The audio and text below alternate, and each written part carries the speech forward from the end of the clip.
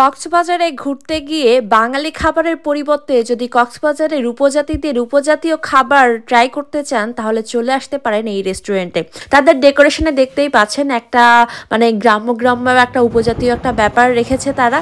আসছি হচ্ছে ফালংজিতে, ডেকোরেশন দেখেই বুঝতে পারছেন যে কক্সবাজারে এসেই চলে আসছে সেই নাম করা বিখ্যাত সেই ফেমাস রেস্টুরেন্টে ফালংজি, যেটা পরিবেশনা দেখলে মাথা নষ্ট হওয়ার মতো। প্রথমেই এই যে ভাতের পরিবেশনাটা দেখেন, ভাতটা পরিবেশন করা হয়েছে বাঁশের এই যে টুকটিতে, দেখতেই পাচ্ছেন ভাতের মধ্যে যে এরকম চামচ দিয়ে দিয়েছে, সাথে হচ্ছে এইভাবে প্লেটে পরিবেশন করবেন। এটা কিন্তু একটা অন্যরকম ব্যতিক্রম ধর্মী ব্যাপার, এটা কিন্তু সচরাচর দেখা যায় না। এতদিন আসলে বিভিন্ন লোকের ভিডিও দেখে মনে হয়েছিল যে কক্সবাজারে গেলে অবশ্যই ফালংজিতে যাব, তো কক্সবাজারে আসছি, ফালংজিতে আসবো না তা কি হয়। ডালিতে করে খাবার দাবারগুলো সব হচ্ছে রেডি করে রাখা।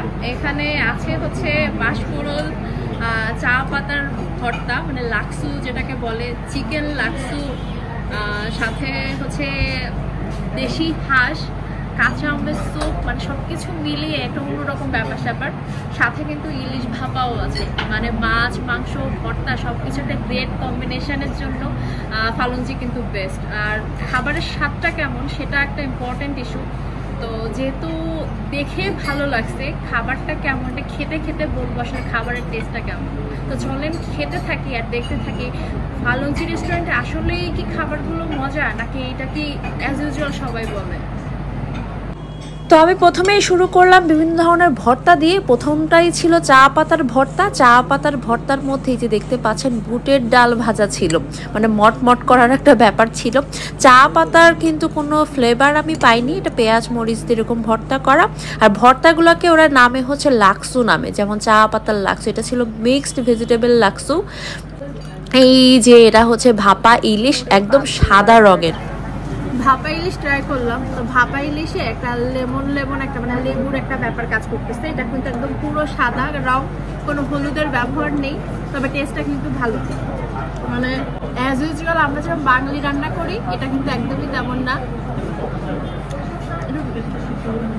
অন্যরকম। কোনো মশলা না মনে হচ্ছে, একটু মানে লেবুর স্যুপ যেরকম হয় সেরকম একটা ব্যাপার।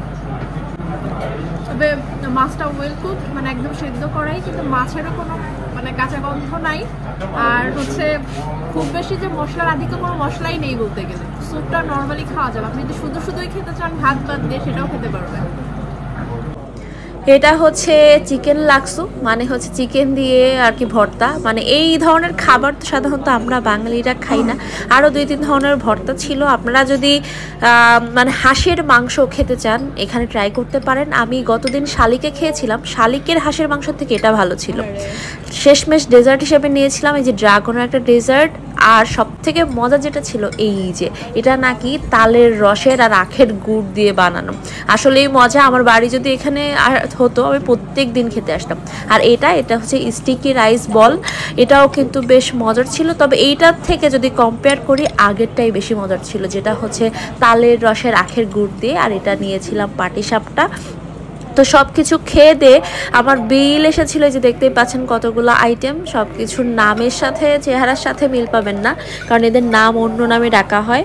তো ওই নামের সাথে মিল রেখে আমার হচ্ছে 1560 টাকা বিল আসছিল। মানে এত রিজনেবল, মানে কক্সবাজারে এত কম দামে খাবার পাওয়া যায়, আমি জাস্ট অবাক হয়েছি যে কক্সবাজারে তো সব কিছু এক্সপেন্সিভ থাকে। এই যে দেখেন ড্রাগন ফ্রুটসের এটা 200 টাকা দাম নিয়েছিল, এত মজা। তো এই জায়গায় যদি খেতে আসতে হয় আসবেন কি করে? এখানে কক্সবাজার থেকে চলে আসবেন একদম কক্সবাজারের বাজারে, একদম বার্মিস মার্কেট যেখানে, ওখানে বৌদ্ধ মন্দিরের অপোজিটেই পেয়ে যাবেন ওই দেখেন দোতলায় ফালংজি। তো ভিডিওটা কেমন লাগলো অবশ্যই কমেন্ট করে জানাবেন। টাটা।